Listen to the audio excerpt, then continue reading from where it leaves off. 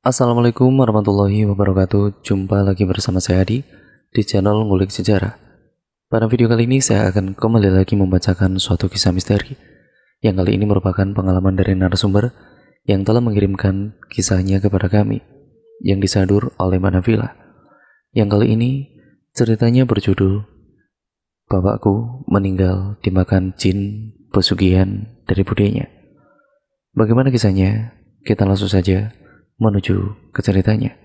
Perhatikan baik-baik karena ceritanya akan segera saya mulai.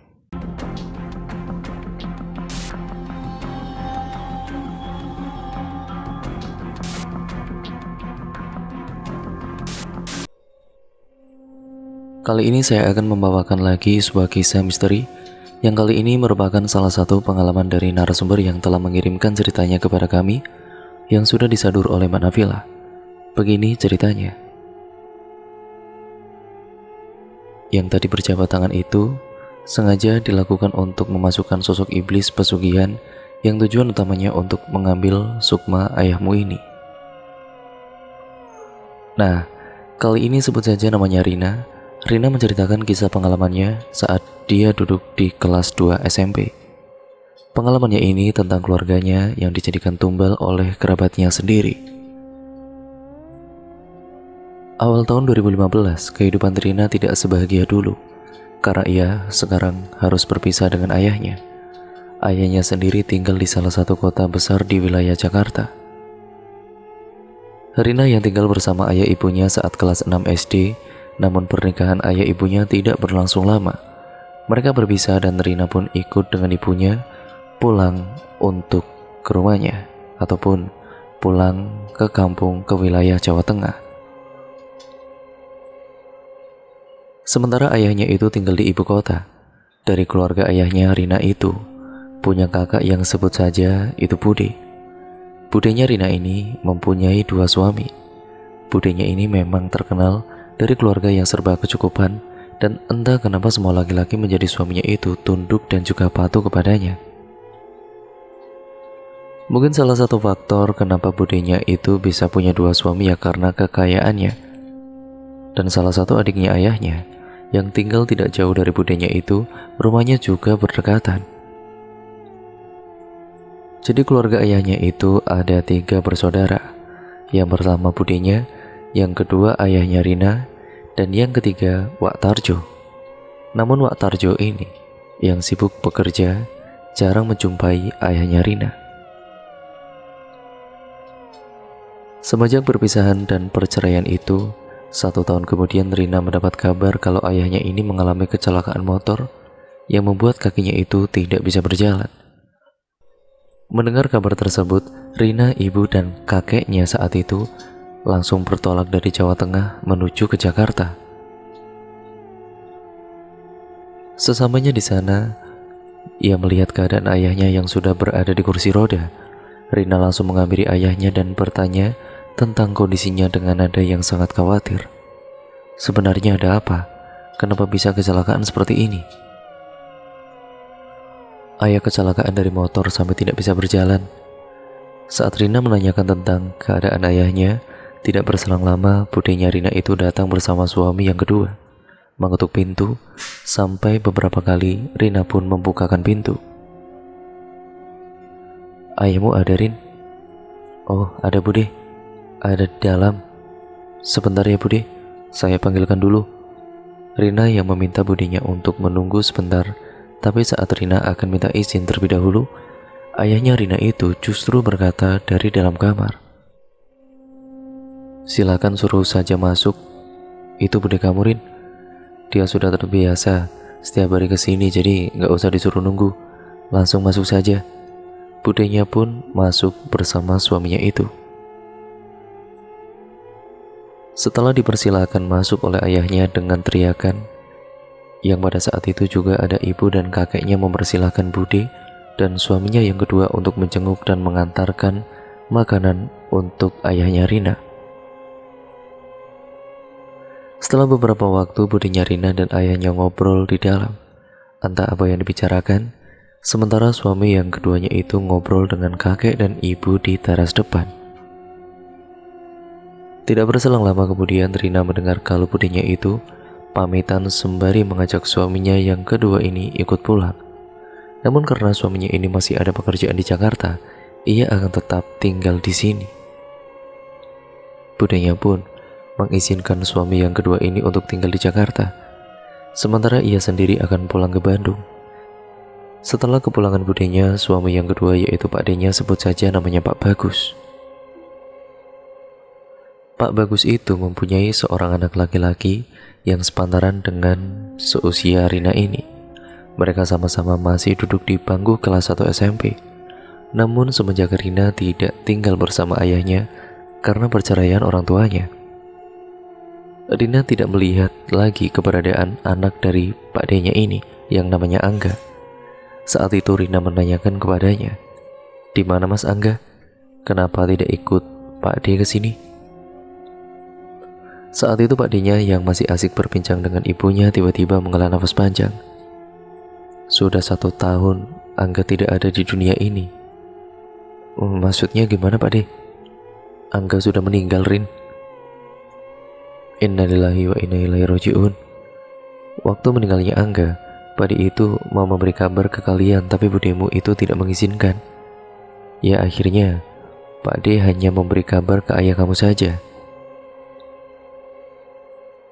Karena sebagai keluarga bagaimanapun juga ayah kamu itu adalah adikku. Kalian pasti tidak menyangka kalau Angga sudah meninggal. Pak D akan menceritakan sedikit tentang bagaimana dulu Angga saat masih hidup dan saat Angga dalam keadaan sakaratul mautnya. Seminggu sebelum Angga meninggal, dia itu sering melihat hal-hal yang aneh. Hal-hal yang benar-benar di luar nalar saya sebagai orang tuanya. Saat itu juga Pak D itu sebenarnya kepingin mengundang kiai, tapi budemu itu selalu melarang dan meminta Pak D untuk membawa dan juga mengurus Angga ke rumah sakit saja. Selang beberapa hari, kurang lebihnya itu hampir 1 minggu dirawat di rumah sakit, Angga tidak bisa tertolong. Dia meninggal di rumah sakit dengan keadaan yang benar-benar membuat Pak D itu bertanya-tanya, "Ada apa dengan anakku sebenarnya?" Karena keadaan meninggalnya itu matanya melotot, seakan-akan mau keluar, dan yang lebih anehnya lagi, raut wajahnya Angga ini seakan-akan dia itu sudah berusia lanjut. Wajahnya keriput dengan lingkaran hitam di bawah matanya. Rina yang mendengar cerita dari Pak D-nya ini tidak percaya kalau Angga itu meninggal dalam keadaan seperti itu. Setelah 3 hari Pak D-nya ini tinggal di rumah Rina, istrinya pun datang, yang tidak lain yaitu budenya Rina. Ia datang lagi sembari membawa rantang makanan. Tanpa mengucapkan salam, budenya Rina itu langsung masuk ke dalam. Budenya Rina pun langsung mengarah ke kamar ayahnya Rina yang waktu itu sedang dalam keadaan terbaring. Rantan makanan itu langsung ditaruh di atas meja dan mereka kembali mengobrol. Tidak kurang dari 1 jam budenya Rina mengajak suaminya untuk pulang karena sudah beberapa hari tinggal bersama keluarganya Rina. Padanya pun waktu itu akhirnya ikut dengan budenya kembali ke rumah untuk melakukan aktivitas seperti biasanya. Tapi sebelum Bude dan Padanya pulang, Rina dan ibunya juga pamitan untuk pulang kampung dan melanjutkan kegiatan seperti sebelumnya. Ya karena Rina pun harus sekolah dan ibunya harus juga bekerja dan kakeknya pun harus mengurus kegiatan-kegiatan di kampung. Bude Pakdenya pun mengizinkan, termasuk ayahnya Rina, mengizinkan untuk mereka pulang ke kampungnya.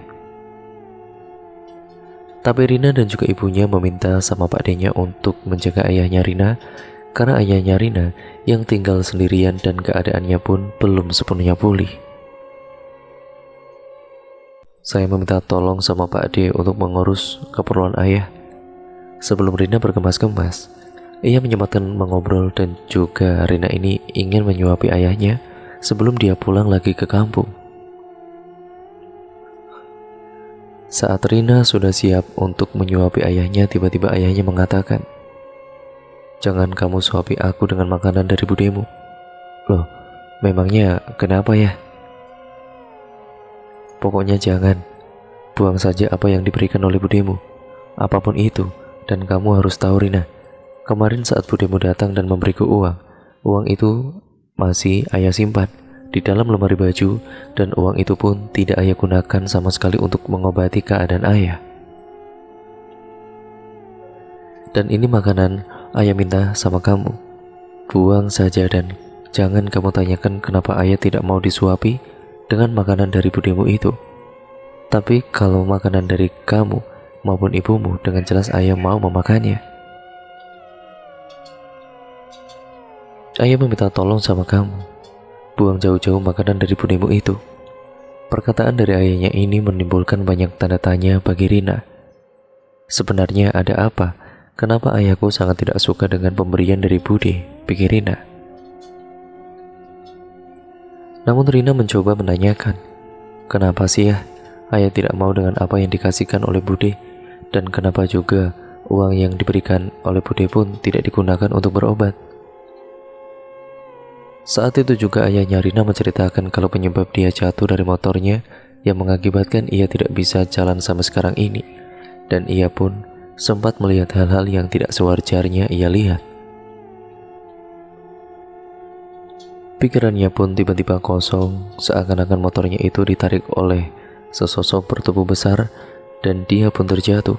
Namun jatuhnya ini yang membuat kondisi kaki serta tubuhnya itu remuk dan sangat sulit digerakkan.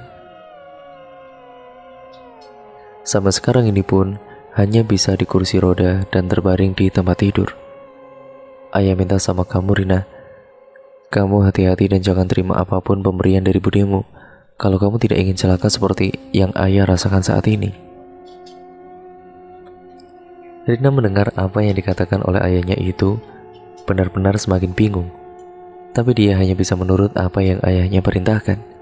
Setelah obrolan itu selesai juga, Rina pamitan dengan ayahnya untuk balik ke kampung melanjutkan kegiatan sekolahnya. Termasuk ibu dan juga kakeknya yang harus pulang kampung untuk kembali bekerja dan melakukan aktivitas yang lain.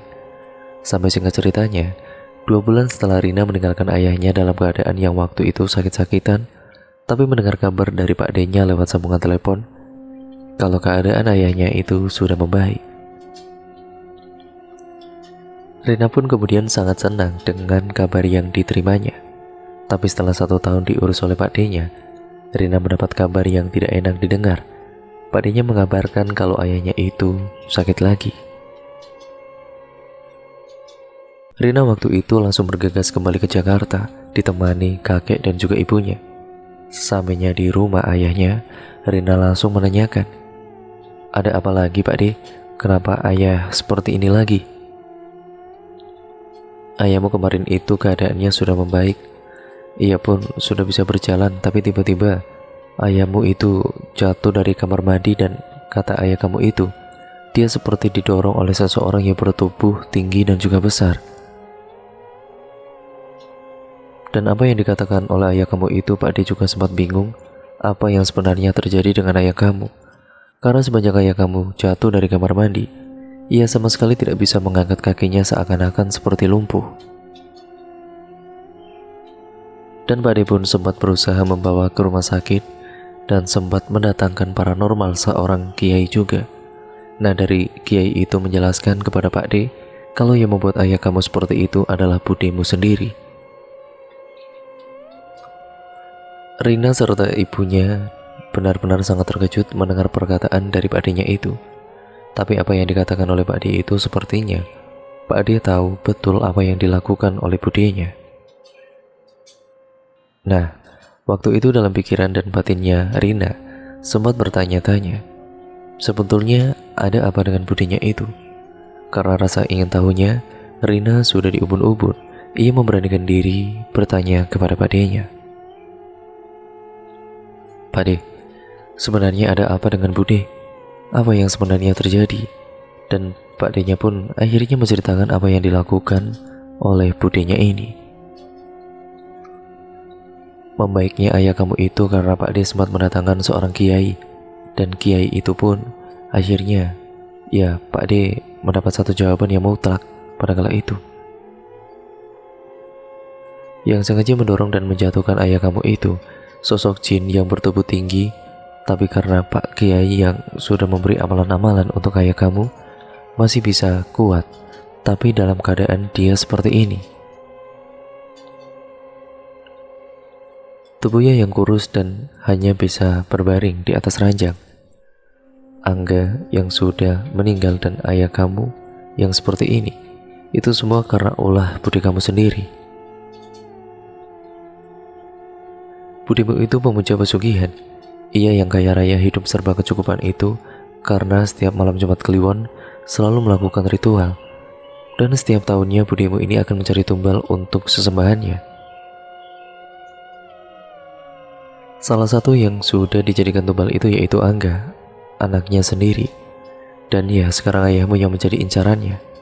Rina benar-benar dibuat tercengang oleh kenyataan yang baru saja didengarnya. Ia tidak menyangka kalau di balik kebaikannya, yaitu kebaikan budinya itu, menyimpan suatu kejahatan yang terselubung. Keadaan ayahnya yang sangat memprihatinkan membuat Pak D menyarankan agar Rina segera membawa ayahnya ke rumah sakit. Tapi waktu itu Pak D-nya tidak ikut ke rumah sakit, namun tidak berselang lama Pak D-nya datang bersama seorang yang berpakaian serba putih dan memakai sorban yang tidak lain adalah seorang praktisi ataupun kiai yang waktu itu sempat mengobati ayahnya Rina. Ayahmu keadaannya seperti orang lumpuh. Semua itu karena oleh budimu yang sengaja ingin menumbalkan ayah kamu, Rina. Ibunya dan kakeknya yang baru tahu kenyataan itu pun benar-benar tidak menyangkanya. Tapi mendengar dari penjelasan Pak D-nya tentang kematian Angga, akhirnya mereka yakin dan percaya. Tidak berselang lama kemudian saat sedang mengobrol dengan Pak D-nya dan juga Pak Kiai, budinya ini datang bersama suami pertamanya. Ia datang menjenguk ayahnya Rina dengan memberikan amplop yang berisi banyak uang. Katanya untuk mengurus biaya rumah sakit ayahnya Rina. Rina pun masih ingat dengan pesan sang ayah. Kalau kamu diberi sesuatu oleh budemu, apapun itu yang diberikan jangan diterima kalau kamu tidak ingin celaka. Mengingat pesan ayahnya setahun yang lalu, Rina ini menolak secara halus amplop dari suami pertama budenya ini. Tapi amplop itu tetap diletakkan di samping ayahnya yang pada saat itu terbaring di perangkar rumah sakit. Mereka pun sempat berjabat tangan lumayan lama. Setelah itu mereka pun pamit dengan alasan ada pekerjaan yang harus diselesaikan. Saat pamitan budenya itu mengajak Pak D-nya Rina, yaitu Pak Bagus. Pak Bagus diajak untuk pulang bersama dengan budenya. Setelah Bude dan juga kedua suaminya itu pamitan, ayahnya Rina tiba-tiba kesakitan dan melototkan matanya yang membuat Rina saat itu langsung berteriak meminta tolong. Pak Kiai yang mendapatkan ataupun melihat kondisi ayahnya Rina yang seperti orang kesurupan langsung mendekat dan berusaha untuk berzikir dan mendoakan ayahnya Rina. Rina pun diminta untuk sedikit menjauh karena apa yang dilihat oleh Pak Kiai. Tubuh ayahnya ini sudah dirasuki oleh sosok yang berupa sosok pesugihan yang dipuja oleh budenya Rina. Rina, kamu jangan mendekat. Kamu menjauh sedikit karena ayah kamu itu sudah dalam keadaan parah. Sosok pesugihan yang dimiliki budemu ini sengaja dimasukkan ke tubuh ayahmu lewat berjabat tangan tadi. Sosok ini tujuan utamanya untuk mengambil sukma ayahmu. Budemu ini ingin menumbalkan ayahmu Rina. Rina saat itu pun hanya bisa berdoa dan memohon sama Pak Kiai. Tolong ayah saya Pak Kiai, tolong selamatkan ayah saya Pak. Bismillah, semoga Allah mengizinkan. Doakan saja ayahmu agar selamat. Namun saat ayat suci Al-Quran dilantunkan, tubuh ayahnya Rina ini memberontak dan menjerit kesakitan dengan mata yang melotot seakan-akan mau keluar. Berontak itu yang sulit ditangani pada kali itu sampai tiba-tiba ayahnya Rina terdiam dengan sendirinya. Namun terdiamnya itu ternyata ayahnya Rina sudah dalam keadaan meninggal dunia. Rina yang melihat ayahnya yang terdiam dan kalimat inilah yang terucap dari mulut Pak Kiai. Beliau menjelaskan kalau ayahnya sudah dalam keadaan meninggal dunia. Rina mendekat dan langsung memeluk tubuh ayahnya sembari menangis. Tapi ada satu keanehan yang membuatnya semakin terisak. Wajah ayahnya berubah dan matanya itu melotot tidak mau dipejamkan. "Pak, tolong Pak Kiai, bantu ayah saya agar meninggalnya itu matanya bisa terpejam Pak. Agar keadaan wajah dan matanya itu kembali seperti orang yang meninggal pada umumnya."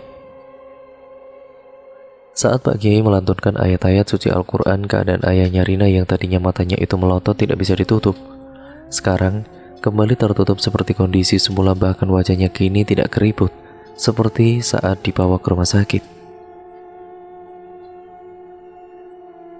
Saat keadaan sudah mulai tenang, Rina buru-buru menghubungi Pak Adenya kalau ayahnya sudah meninggal dunia di rumah sakit. Di dalam telepon itu, Rina diminta Pak Adenya untuk mengurus administrasi rumah sakit dan juga jenazah ayahnya, agar nanti sesampainya di rumah langsung dimakamkan di pemakaman umum.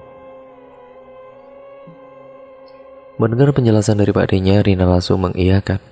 Setelah itu, Rina mengurus jenazah ayahnya ke pihak rumah sakit, dan saat itu juga Rina ke mobil jenazah mengantarkan ayahnya yang akan langsung dimakamkan di pemakaman umum. Saat itu Pak Adenya ternyata sudah mengabarkan ke seluruh tetangganya agar ikut melayat ayahnya Rina ke area pemakaman. Sementara di lain tempat, budenya Rina berteriak kesenangan. "Haha, akhirnya kau meninggal juga. Hartaku akan semakin berlimpah ruah." Pak Adenya Rina yang mendengar itu hanya bisa geleng-geleng. Ia tidak mau ikut campur urusan istrinya itu.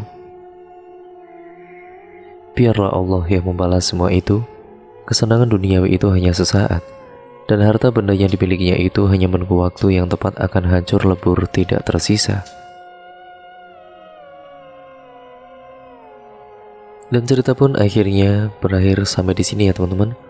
Ya, demikian yang merupakan pengalaman dari cerita narasumber yang sudah dikirimkan kepada tim kami melalui yang disadur oleh Mbak Nafila ya teman-teman.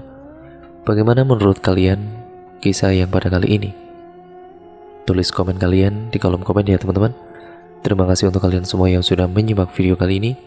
Dan baik buruknya yang terkandung dalam cerita kali ini, hal-hal positif yang bisa kalian ambil ya diambil, yang buruk kalian buang jauh-jauh. Jadikan pesan moral yang ada dalam cerita pada kali ini sebagai pembelajaran untuk kita semua agar kita menjadi manusia yang jauh lebih baik lagi ke depannya. Sekian dan terima kasih, kurang lebihnya mohon maaf. Jangan lupa untuk kalian subscribe untuk kalian yang belum subscribe, serta nyalakan tombol lonceng notifikasinya agar kalian tidak ketinggalan video terbaru selanjutnya dari channel ini. Sekian, terima kasih atas support kalian. Kurang lebihnya mohon maaf. Sampai berjumpa di video selanjutnya. Wassalamualaikum warahmatullahi wabarakatuh.